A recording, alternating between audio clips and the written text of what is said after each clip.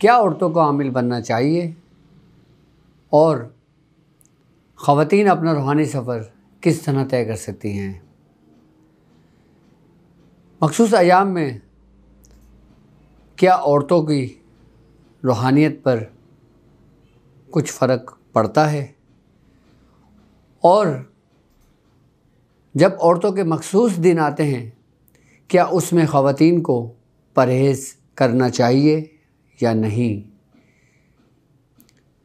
और औरतें जो भी कुछ अमल करती हैं उसका उनकी औलाद पर क्या असरअंदाज या क्या असर पड़ता है, और वो कौन लोग हैं जो बहुत जल्द कामयाब हो जाते हैं, और वो मर्द हज़रात जो हमारे साथ इस रूहानी सफ़र में शामिल हैं उनको किस तरह अपने आप को कामयाब करना चाहिए, और वो कौन लोग हैं जो कामयाब तो होते हैं लेकिन उनमें एक वक्त लगता है। आज हम इसी मौजू पे गुफ्तगू करेंगे कि रूहानियत में औरतों का क्या मकाम है और रूहानियत में मर्दों का क्या मकाम है। बिस्मिल्लाहिर्रहमानिर्रहीम। अस्सलामु अलैकुम वरहमतुल्लाहि वबरकातुहू। मैं अपने तमाम मुअज़्ज़िज़ मेंबरान को अपने घर में खुशामदीद कहता हूँ और उम्मीद करता हूँ कि आप तमाम लोग खैरियत से होंगे।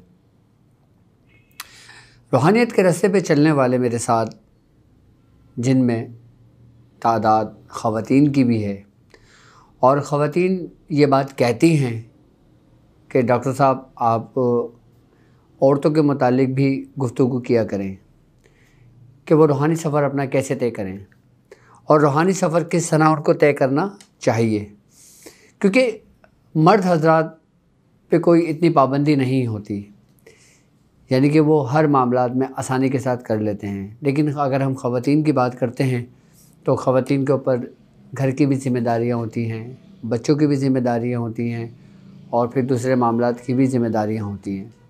तो उस कंडीशन में वो अपना रूहानी सफ़र किस तरह तय कर सकती हैं, और वो कौन से ख़वातीन हैं जो बामौक़ल अमल कर सकती हैं या जो अमल नहीं कर सकती। तो पहली बात तो ये है कि हमारा जो टॉपिक है, क्या औरतों का आमिल बनना चाहिए, ये सवाल है एक। दरअसल अगर मैं आमिल की बात करूं आपसे तो ये बात आप लोग ज़हन-नशी कर लें कि मैं आप लोगों को आमिल बनाना नहीं चाहता। मैं नहीं चाहता कि आप आमिल बनें। आमिल बनना कोई कमाल नहीं है। मैं आपको अपने साथ उस सफ़र में लेके जाना चाहता हूँ जो सफ़र हमारे बुज़ुर्गान दीन का है, जो सफ़र हमारे बुज़ुर्गों का रहा है।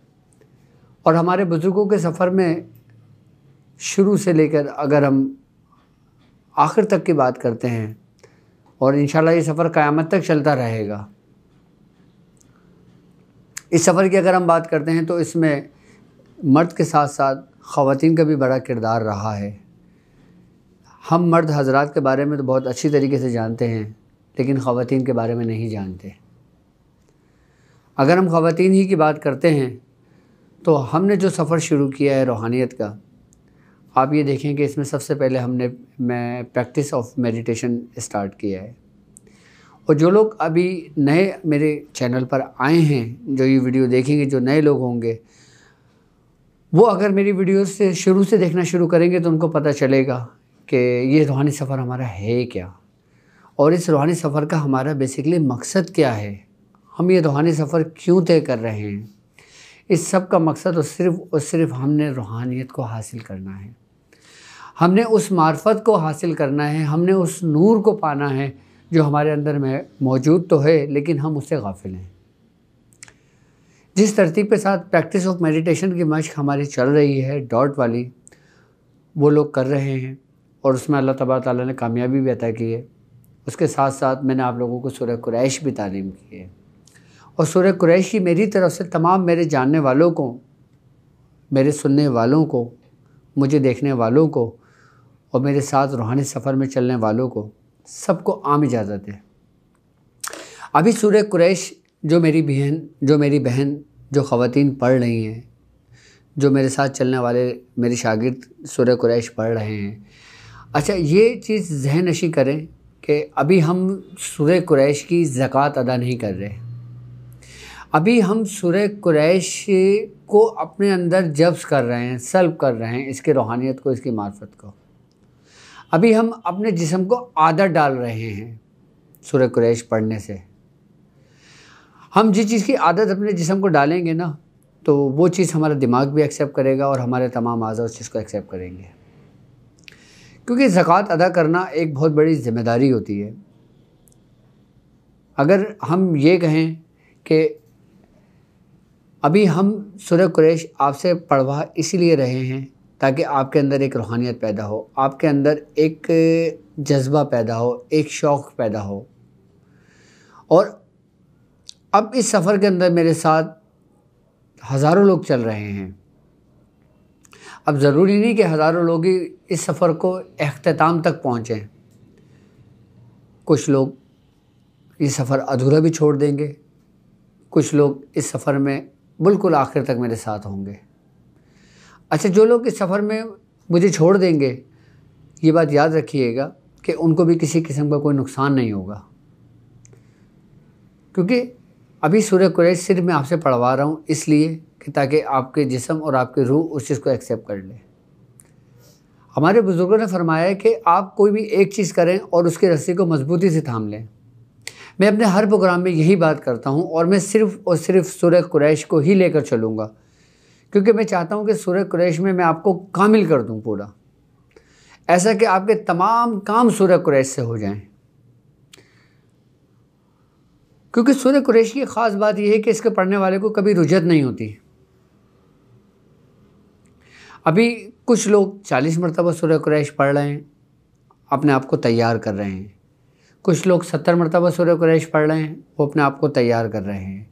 कुछ लोग 313 मरतबा सूरह कुरैश पढ़ रहे हैं, वो अपने आप को तैयार कर रहे हैं। किस लिए? जिस तरह हम मेडिकल में एडमिशन लेने के लिए पहले टेस्ट की तैयारी करते हैं, इस तरीके से हम इसकी तैयारी कर रहे हैं। जब हम टेस्ट में पास हो जाएंगे, टेस्ट में हम क्लियर हो जाएंगे, उसके बाद फिर हमारा एडमिशन होता है किस में? मेडिकल में। बिल्कुल इसी तरीके से रूहानियत है। रूहानियत के अंदर मैं एक बिल्कुल तरतीबवार आपको लेके चलना चाहता हूँ। उसमें ख़वातीन भी मेरे साथ शामिल हैं, उसमें कई लोग मेरे साथ शामिल हैं। और जब इस रास्ते पे मैं आपको लेके चल रहा हूँ, अभी मैं आपको सूरह कुरैश जो मैंने पढ़ने के लिए दी है, ये सिर्फ़ और सिर्फ इसलिए कि आप इस टेस्ट में क्लियर हो जाएं, आपको आदत डल जाए कि आप इसको पढ़ लें, आप इस तरतीब के साथ उसको लेके चल लें। आई बात समझ में? क्यों? क्योंकि अच्छा, अब बात ये होती है कि कुछ ख़वातीन ऐसी होती हैं कि जिनके मखसूस अय्याम आ जाते हैं। अब मखसूस अय्याम आ जाते हैं, उस दौरान ख़वातीन ने क्या करना चाहिए और क्या नहीं करना चाहिए। जब मखसूस अय्याम आपके शुरू हों, अगर आप सूरह कुरैश 313 मरतबा पढ़ रही हैं, या सूरह कुरैश 70 मरतबा पढ़ रही हैं, या सूरह कुरैश 40 मरतबा पढ़ रही हैं, तो उस दौरान आपने सिर्फ ताक़त में पढ़ना है 3, 5 या 7। कब? जब आपके अय्याम शुरू हों। और ज़ुबान अपने तालू से लगाना है आपने, और फिर पढ़ना है। जब ज़ुबान तालू से लगा के पढ़ती हैं तो फिर ज़ुबान से नहीं पढ़ा जाता, वो आपके कल्ब से पढ़ा जाता है। आई बात समझ में?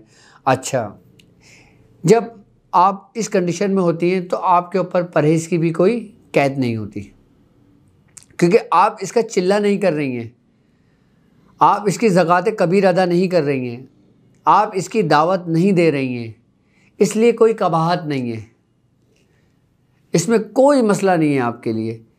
ये ऐसे ही है जैसे एक नॉर्मल इंसान पढ़ता है। आई बात समझ में? लेकिन आप जो पढ़ रही हैं ना, ये एक प्रॉपर इजाज़त के साथ, तवज्जो के साथ, गौर व फिक्र के साथ, एक यकीन के साथ पढ़ रही हैं, तो यकीनन आप कामयाब होंगे, आपको रुचत नहीं होगी। जब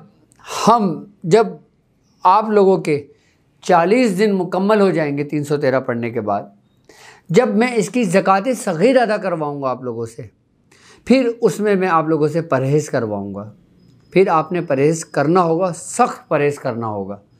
अभी कुछ लोग जलाली परहेज़ कर रहे हैं, कुछ लोग जलाली और जमाली दोनों कर रहे हैं। अच्छा, कुछ लोग परहेज़ नहीं कर रहे हैं इसमें। आई ना बात समझ में?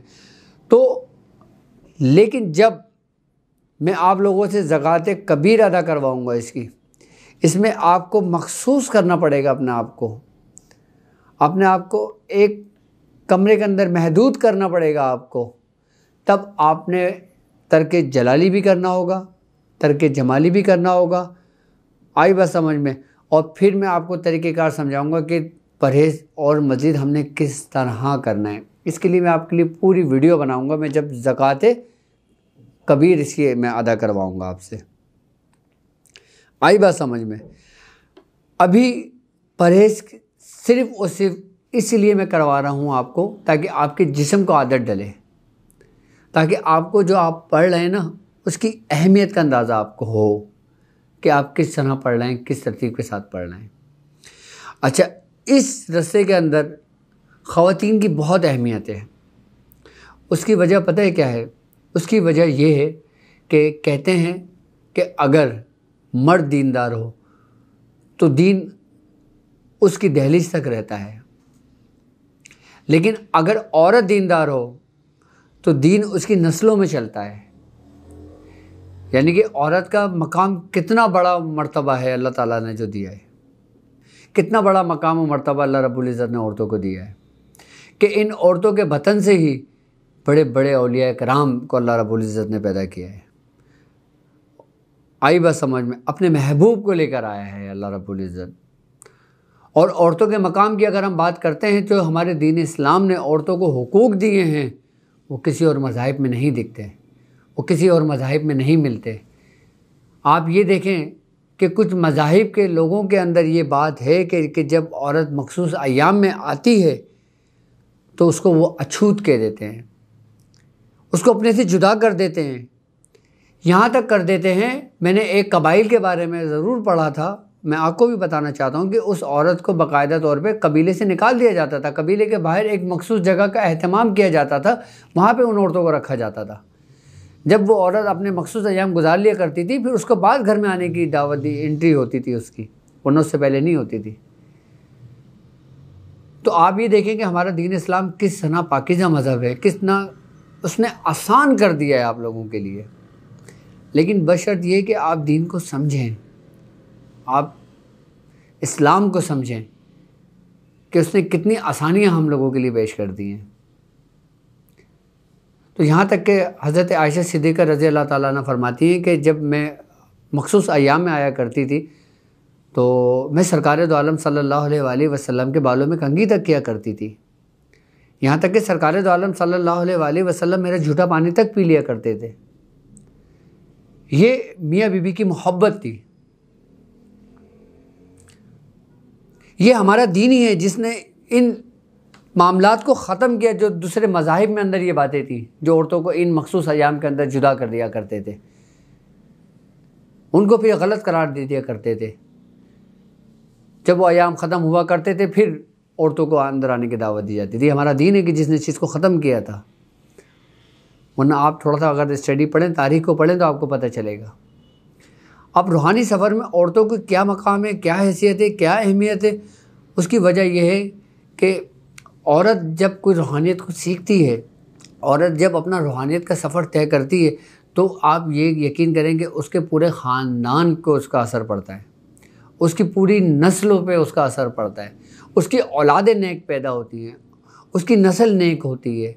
और फिर जब उससे जो नस्ल चलती है, फिर ये स्टेप बाय स्टेप ये समझ लें कि एक चेन बन जाती है, एक सिलसिला बन जाता है। तो उसका असर उसकी औलाद को भी मिलता है और उसके माँ बाप को भी मिलता है। अल्लाह तबारक ताला ने माँ को बहुत बड़ा मकाम और दर्जा अता फरमाया है। और नबी करीम सल्लल्लाहु अलैहि वसल्लम ने फरमाया है कि औरत की गोद बच्चे की पहली दर्जगाह है। अगर आप इस बात को देखें तो सबसे पहली दर्जगाह यानी कि जो सबसे पहली यूनिवर्सिटी है वो आपकी माँ की गोद है। अब अगर हम तारीख़ उठा के पढ़ते हैं तो आप हज़रत बाबा फ़रीद मसूद गंज शकर रहमतुल्लाह अलैह का वाक़या देख लें कि आपकी वालिदा माइदा जब आप छोटे हुआ करते थे, जब आपको वो नमाज की तालीम दिया करती थी, नमाज की तरफ आपको रग़बत किया करती थी, तो आपको कहा करती थी कि आपके जानमाज़ के नीचे आपको शक्कर मिलेगी, क्योंकि आपको ना मीठे खाने का बहुत शौक़ था बचपन में। तो हज़रत बाबा फ़रीद जब छोटे थे आपने फरमाया कि ए अम्मी जान कि जब मैं नमाज़ पढ़ूँगा तो मुझे क्या फ़ायदा होगा, मुझे क्या मिलेगा। आपने फरमाया तो मैं अल्लाह की तरफ से जो ना मीठा शक्कर मिलेगी। तो वो नमाज़ पढ़ते थे तो आपकी जो वालदा माजिदा थी ना, वो शक्कर की पुड़िया बना के जानमाज़ के नीचे रख दिया करती थी।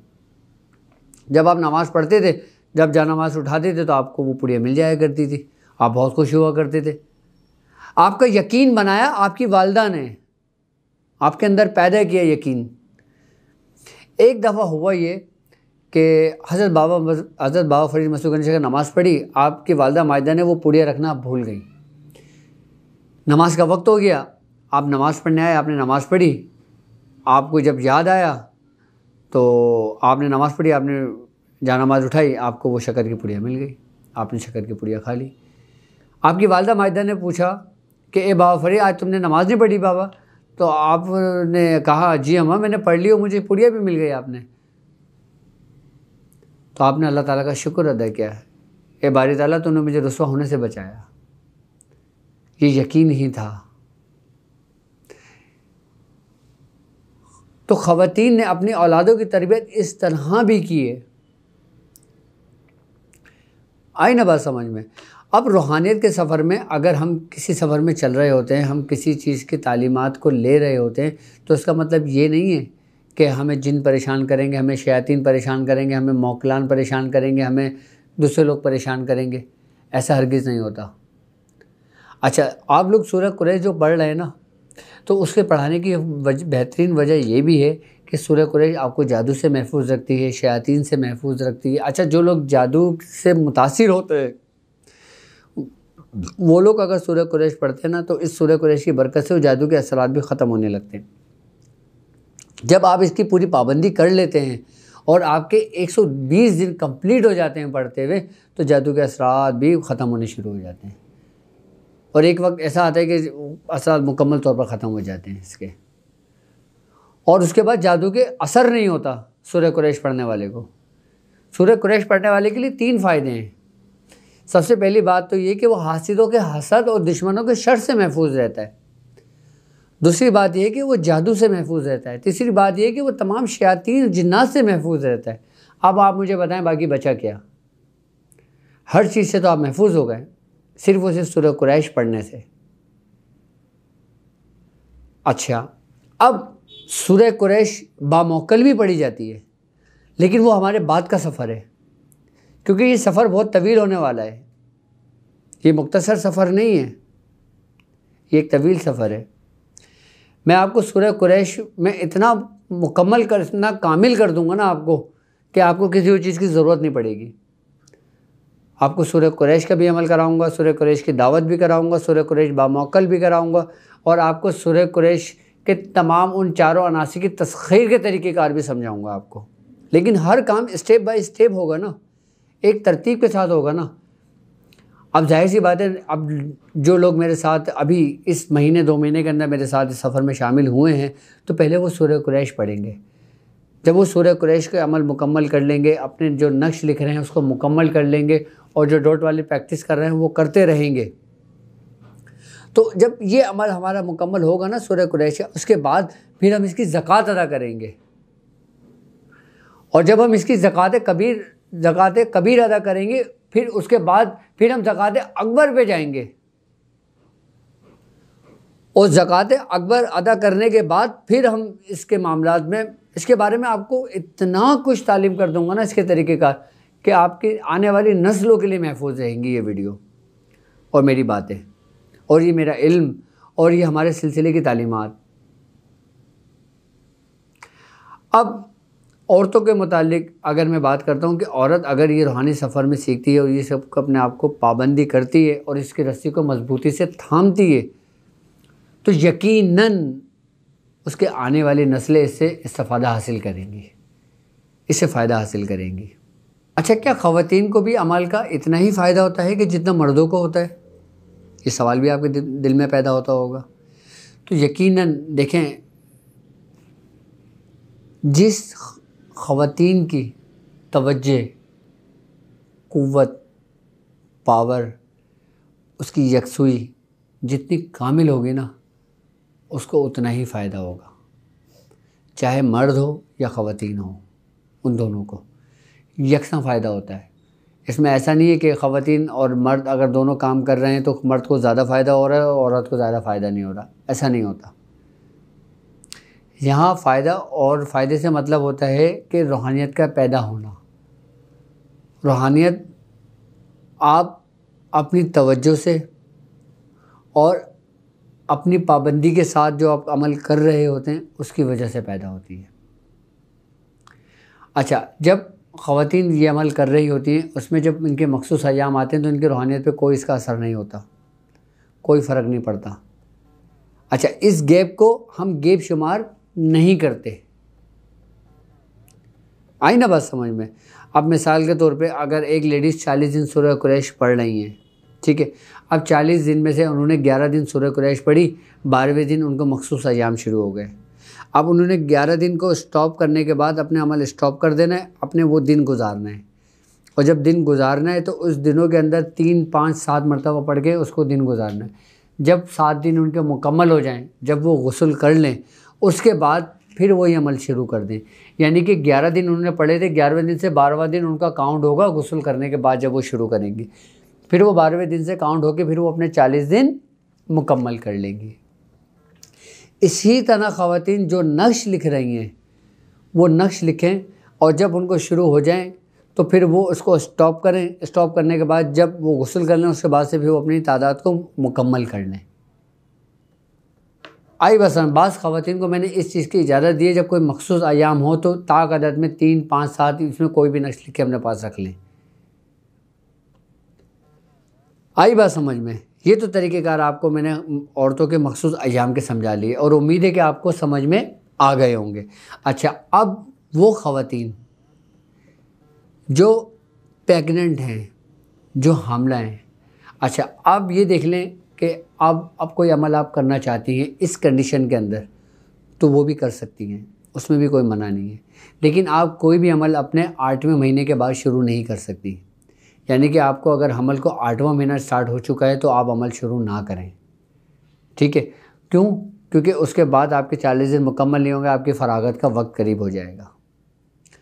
आप उसको सिर्फ अपने विर्द में रखेंगे। आप जिस तरीके से जो पढ़ लेंगी, 313 मरतबा पढ़ेंगी तो 313 मरतबा पढ़ती रहेंगी, 70 मरतबा पढ़ रही हैं तो 70 मरतबा पढ़ती रहेंगी, 40 मरतबा पढ़ रही हैं तो 40 मरतबा पढ़ती रहेंगी। आपने छोड़ना नहीं है। लेकिन जब फ़रागत का वक्त आपके करीब हो तब आपने स्टॉप कर देना, जब फ़रागत का वक्त हो जाए फिर आपने नहीं पढ़ना, ठीक है? जब डिलीवरी हो जाए उसके बाद जब आप बिल्कुल फारिग हो जाएं, आपने फिर कुछ नहीं करना और उस दौरान आपने पढ़ना ही नहीं है। फिर आप ज़ुबान तालु से लगा के आप 1 मरतबा 7 मरतबा अपने उसको विर्द में रख सकती हैं, उसमें फिर कोई कबाद नहीं है। आप हुरूफ तोड़ के भी ज़ुबान तालु से लगा के एक बार 3 मरतबा 7 मरतबा 5 मरतबा पढ़ सकती हैं। लेकिन इसको आपने उसमें नहीं करना, पाबंदी के साथ पूरा मुकम्मल नहीं करना। फिर जब आप अपने पूरे दिन मुकम्मल कर लेंगी जो हमारे दिन हैं शरीयत के, उसके बाद जब आप नमाज़ पढ़ सकेंगी फिर आपने दोबारा अमल शुरू कर लेना है। यानी कि आपको इस दौरान भी आपकी रूहानियत पे कोई असर अंदाज, इस पर कोई फ़र्क नहीं पड़ेगा और जो मखसूस अय्याम 7 दिन के हैं उसमें भी आपको कोई फ़र्क नहीं पड़ेगा। यानी कि आपकी रूहानियत पे कोई फ़र्क नहीं पड़ेगा। रूहानियत जूं की तूं थी वो वैसे ही रहेगी, आपकी बिल्कुल कायम व बरकरार रहेगी। क्योंकि रूहानियत कम जो होती है, ख़त्म जो होती है हमारे अंदर, वो सिर्फ याद रखना कि 2 वजहों से होती है। या तो गुनाह की वजह से या फिर बदफैली की वजह से, यानी कि इंसान गलत रास्ते पे निकल जाता है। इसी वजह से इंसान फिर गुमराही के रास्ते पे जब जाता है तो उसके अंदर रूहानियत ख़त्म होती है। बाकी इसके अलावा किसी और तीसरी चीज़ से ख़त्म रूहानियत नहीं होती। आई बात समझ में? या उन चीज़ों से रूहानियत हमारे जिस्म के अंदर ख़त्म होती है कि जिस को हमारे दीन ने हराम करार दे दिया गया है या जिसको हमारे दीन ने मना कर दिया गया है, रोक दिया गया है। जैसे सूअर का गोश्त हराम है, अब बाहर मुल्कों में ये कसरत से खाया जाता है, लेकिन अगर कोई मुसलमान इस गोश्त को खाता है तो उसके अंदर रूहानियत नहीं पैदा होगी। अगर रूहानियत पैदा होगी तो वो ख़त्म हो जाएगी। और जो शख्स इस गोश्त से, शराब नोशी से अपने आप को महफूज रखता है तो उससे वो महफूज रहेगी। अच्छा, एक बात और याद रखना कि अगर आपके बच्चों के अंदर ये मूज़ी अमराज लग गए हों, जाहिर सी बात है वो इंसान बाहर मुल्क में रहता है, जैसी सोबत मिलती है इंसान वैसी अख्तियार करता है। ऐसी बहुत मेरे पास कॉलें आती हैं लोगों की बाहर मुल्कों से कि उनके औलाद फ़लाँ उसमें नशे में लग गई हैं, या फ़लाँ नशे में लग गई हैं, फ़लाँ नशे में लग गई हैं। तो ये बात याद रखना, जब माँ वो चीज़ पढ़ती है ना, जिस तरीक़ेकार मैंने आपको तालीम किया है सूरह कुरैश, तो वो सूरह कुरैश जब अपना अमल मुकम्मल करा करें तो चीनी पे दम करके अपने उन बच्चों को खिलाना शुरू करें, उस पे पानी दम करके अपने बच्चों को पिलाना शुरू करें। जब खाना बनाया करें तो अपने बच्चों पे उस खाने पे दम करके अपने बच्चों को खाना खिलाया करें। आप ये देखें, उनके नशे की आदत भी छूट जाएगी, और जो वो शराब नोशी की आदत है वो भी छूट जाएगी, और बच्चे जो आपके नाफरमान हैं वो फरमान हो जाएंगे आपके। क्यों? क्योंकि जिसकी तासीर है सूरह कुरैश की। सूरह कुरैश जो ना, ये बिगड़े हुए को संवारती है। जो बिगड़े हुए काम होते हैं ना, ये उनको बनाती है सूरह कुरैश। अभी आप सूरह कुरैश को समझे नहीं है सूरह कुरैश क्या है। और सूरह कुरैश मैंने आप लोगों के लिए पसंद नहीं की है, मैंने आप लोगों के लिए चूज़ नहीं की है, ये बाकायदा सलासिल की तरफ से है। ये बाकायदा मुझे हुक्म था जो मैंने आप लोगों को सूरह कुरैश का अमल आपको दिया है। मैं अपनी मर्ज़ी से कोई काम नहीं करता। हाँ, ये जो भी कुछ मैं करवा रहा हूँ आपको, जो भी कुछ आप कर रहे हैं, हमारे बुज़ुर्गों का ही तरीका और उन्हीं की इजाज़त से आप लोग कर रहे हैं। मतलब चेहरा मेरा है और सारे काम हमारे बुज़ुर्गों के हैं।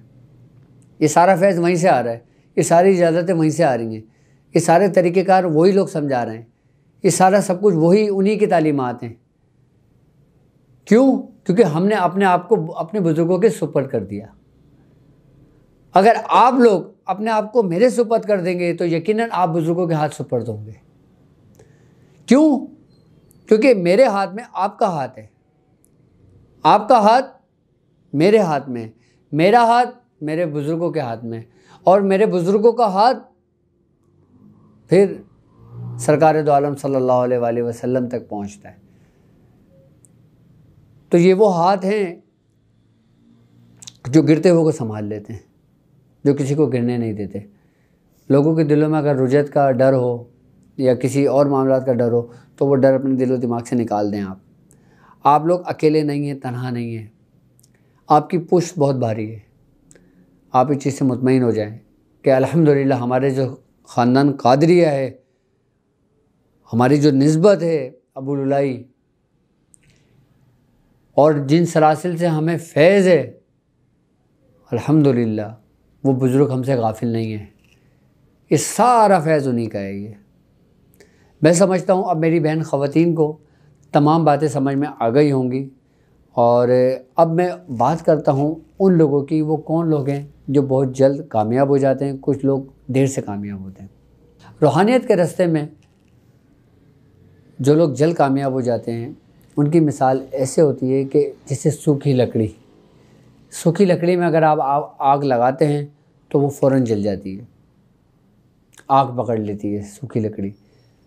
और जो लोग देर से कामयाब होते हैं उनकी मिसाल ऐसे है जैसे गीली लकड़ी। अब गीली लकड़ी को आप आग लगाते रहो, बहुत मुश्किल से आग जलती है, जब तक वो सूख ना जाए।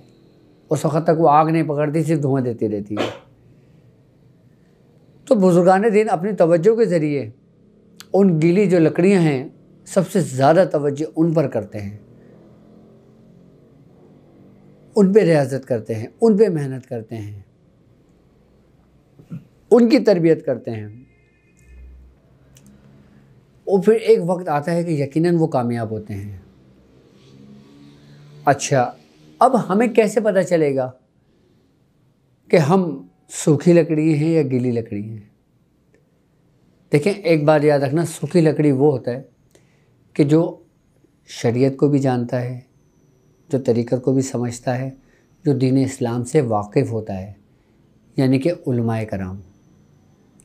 यानी कि अगर हम उलमाए कराम की अगर बात करते हैं तो यकीनन शरीयत वो सबसे बेहतर जानते हैं, वो अल्लाह के पैगाम को सबसे बेहतर जानते हैं, नबी के रास्ते को सबसे बेहतर जानते हैं। इसलिए वो जब इस रास्ते पर आते हैं, रूहानियत के रास्ते पर, तो वो जल्दी कामयाब हो जाते हैं।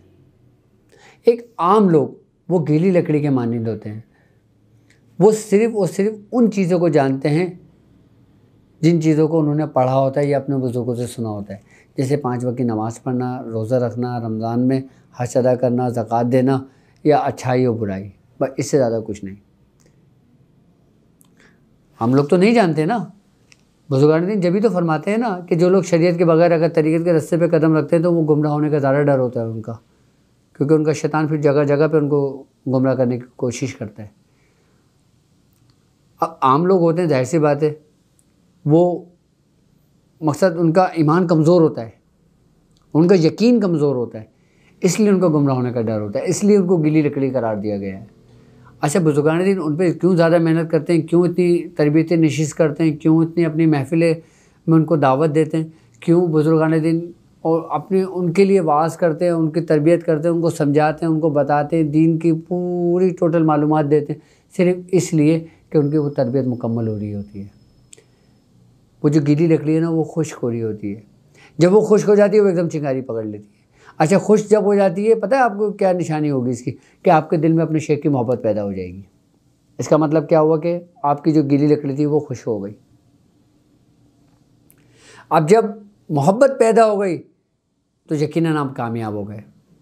और मोहब्बत पैदा नहीं हुई, सिर्फ गर्ज पैदा रही, गर्ज ही रही दुनियावी मकासद के लिए, तो वो समझ लो कि आपको मिलेगा तो सही, लेकिन आपकी हद तक रहेगा।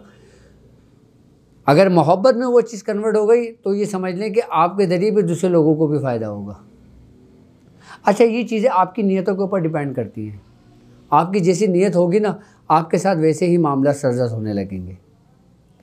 अब आपकी नीयत ये होगी कि यार मैं इस रूहानी सफ़र में चलता रहूँ, मैं कामयाब होऊंगा भी या नहीं होऊंगा, तो यकीनन फिर आपके दिल में शक व शुबात पैदा होंगे, तो फिर आप कामयाब नहीं होंगे।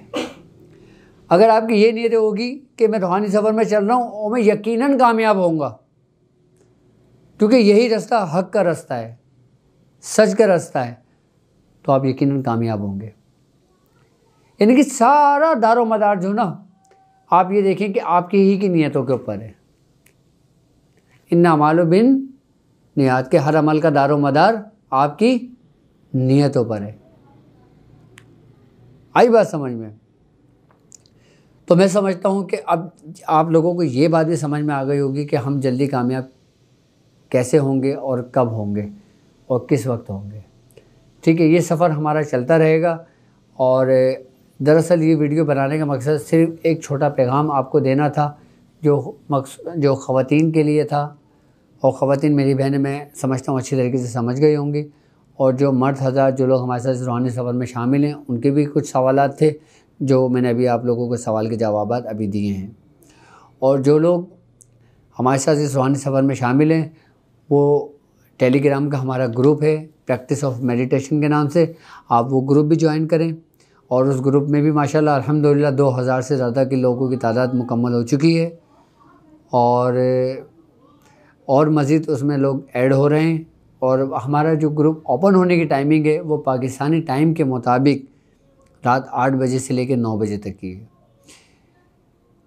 और इस ग्रुप के जो ज़िम्मेदार हैं वो हमारे पीर भाई भी हैं, और हमारे मियाँ हुज़ूर के खलीफा भी हैं, और मियाँ हुज़ूर के हमारे लाडली भी हैं। और उनका जो नाम है वो ताहिर नदीम कादरी साहब हैं, और इनका ताल्लुक़ पंजाब से है, और फैसलाबाद पिंडी भटिया से इनका ताल्लुक़ है।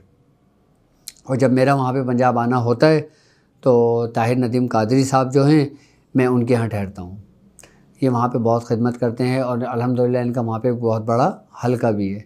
और ये स्पेशली आप लोगों के लिए टाइम निकालते हैं, आप लोगों को वक्त देते हैं, और आप लोगों के सवालों के जवाब देते हैं, बाकायदा तौर पे मुझसे पूछ कर, मुझसे इजाज़त लेकर। उनकी बाकायदा तौर पे मैंने ड्यूटी लगाई हुई है। किसी भी मामलात के हवाले से कोई भी काम हो आप लोगों को, आप ताहिर नदीम भाई से रब्ता कर सकते हैं, उनसे बात कर सकते हैं। फिर जो भी सवालात हों वो आपको जवाब दे देते हैं आपको। और इंशाअल्लाह ताला मैं कोशिश करूँगा कि मैं ख़ुद भी ग्रुप में हफ़्ते में एक दिन आप लोगों के लिए मखसूस करूँ। अच्छा, आप लोगों के लिए मैंने सोचा था कि मैं लाइव कॉल का या लाइव वीडियो का सिस्टम शुरू करने का मेरा इरादा था, लेकिन अभी वो कुछ दिनों के लिए हमने उसको रोक दिया है। उसकी कुछ वजहें थी, उसकी कुछ ख़ास वजूहात थी। तो इंशाअल्लाह ताला जैसे हमारे वो मामलात पूरे होंगे जो हम आप लोगों के लिए सोच रहे हैं, तो इंशाअल्लाह ताला फिर हम आप लोगों के लिए लाइव प्रोग्राम भी करेंगे, आप लोगों के लाइव कॉल भी लेंगे, और आपके लाइव सवालात भी होंगे। इंशाअल्लाह ताला फिर ये सिलसिला हमारा वक्तन फ़वक्तन चलता रहेगा। फिर हफ़्ते में 1 से 2 दिन मैं इंशाअल्लाह आप लोगों के लिए वक़्फ़ करूँगा, जिसमें सिर्फ़ 1 घंटे से 2 घंटे तक मैं आप लोगों को लाइव दूँ। जिसमें मैं आप लोगों की लाइफ तालीम और तरबियत में मुकम्मल करूँगा आपकी इंशाअल्लाह। मुझे इजाज़त दीजिए इस बात पे कि आप अपना बहुत ज़्यादा ख्याल रखेंगे। इंशाअल्लाह ताला बहुत जल्द ही मैं आप लोगों के लिए मैथोलॉजी की भी एक सीरीज़ वीडियो बनाऊँगा और तरबियत नशिस्त की भी वीडियो आएगी हमारी, और इंशाअल्लाह इल्मुल अदद के हवाले से भी बहुत जल्दी ही क्लासेस हमारी होंगी। अब मुझे इजाज़त दीजिए। अस्सलामु अलैकुम व रहमतुल्लाहि व बरकातुहू।